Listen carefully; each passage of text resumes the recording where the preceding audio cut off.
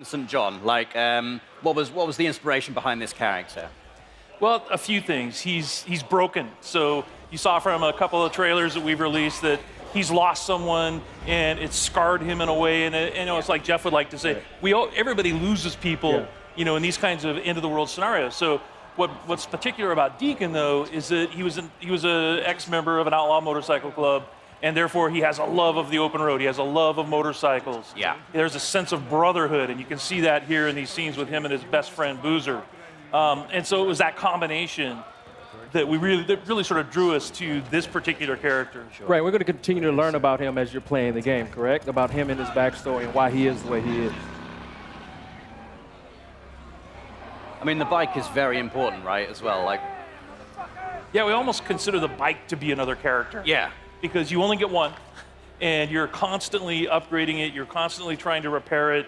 You need to keep it refueled, and if you lose it, you got to go find it, and you can't whistle for a new one. So You can't whistle. right, like a horse.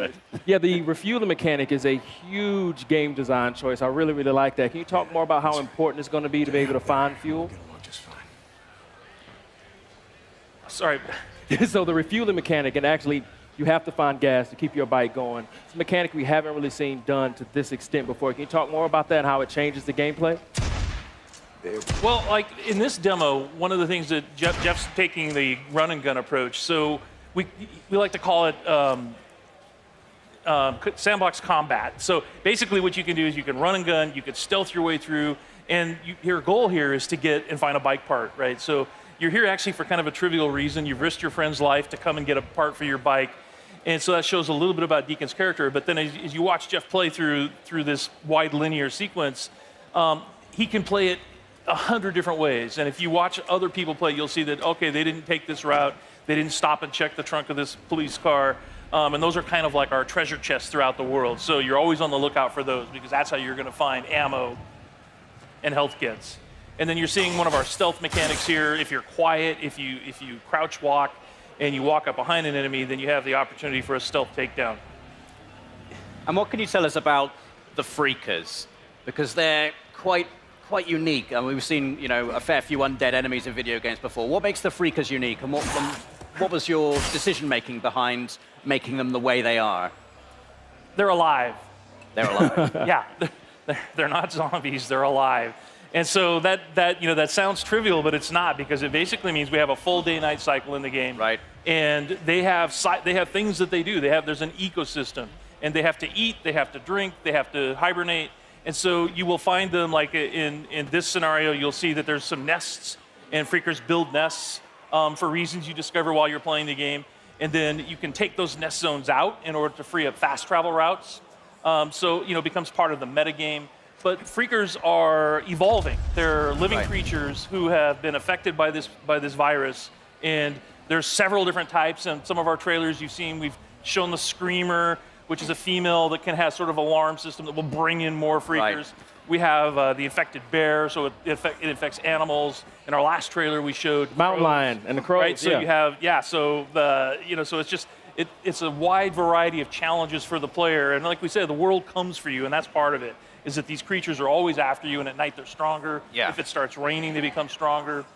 But I've seen in previous trailers Deacon actually utilizing the Freakers as a weapon against his enemy as well. So you can actually use them to your advantage as well as the environment itself. Yeah, absolutely. We call it the Freakosystem. So in this scenario, there's not a lot of chance for that, but if he were fighting Marauders or Rippers, then he could find a nearby swarm. It's an open world, so you can just explore. You can find other tools like a swarm or a freaker bear, and you could bring them into an enemy camp and watch the sort of mayhem that happens. I guess you've got to be careful, though. You don't get kind of sucked into it. Yeah. I like this gun, you guys. So you have melee combat and you have gun combat. Can you talk about how you designed and balanced for both? It's like so many different scenarios require the player to determine how they want to play it. Right, so that's why we have like this full set of stealth mechanics.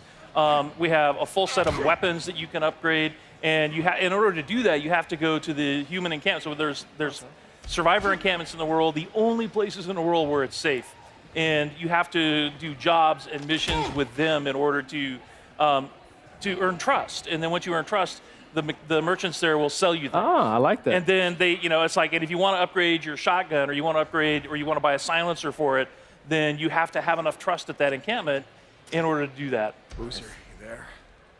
I found the part. I'm heading Nope, got the bike part. Rippers! Rippers! No, no, no! Ah! Oh!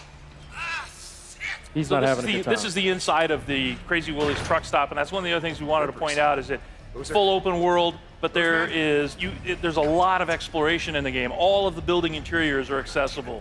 There's no load times to get in and outside of a building or to go between regions. This is in the Belknap Wilderness, and the whole area is just completely explorable.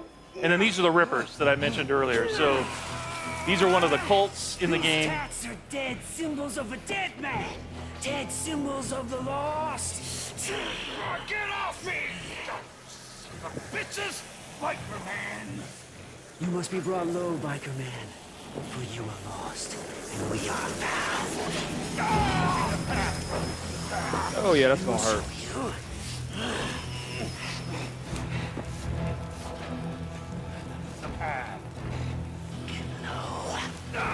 Get low! Low! So you can see they're not very friendly. No. You've talked about having freedom in terms of how you approach missions. So you can approach them stealthily. You can go in all guns blazing if you want to. What kind of freedom do you have in terms of the mission structure, in terms of the story? Sons of bitches, get off! Do you get to make story choices in the game, or is it like sort of like a linear narrative path you're going to be taking?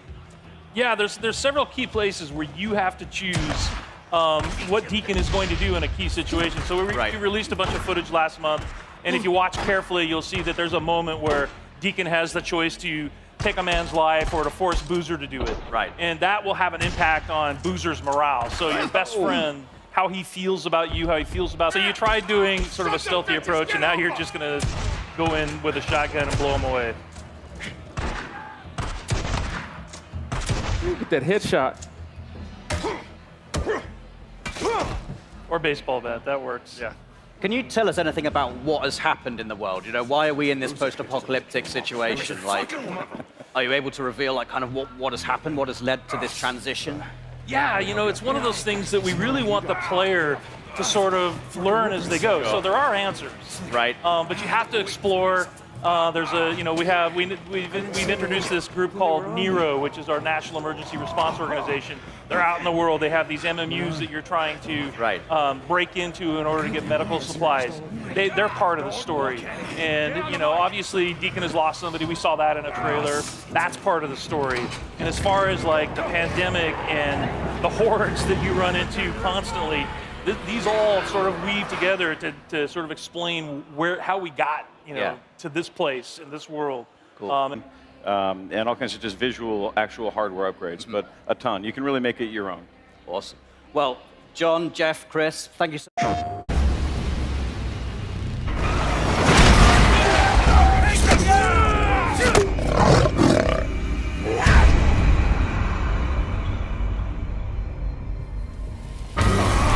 Get low! Boozer! Low him the guy! Low, brother! You or Boozer have a run-in with RIP the last couple of days? Why? One of my men escaped a Ripper camp, got tortured, like they always do. But this time they kept asking me if you knew about it. 2 bikers, 2 men. The Ripper called them mongrels. If you ask me, you got a price on your head.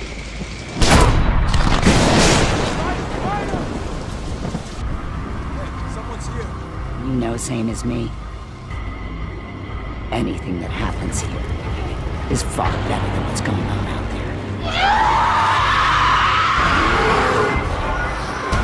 Get off!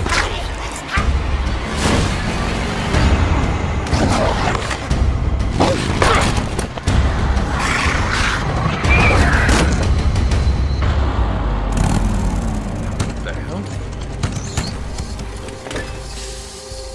Perfect. Just perfect.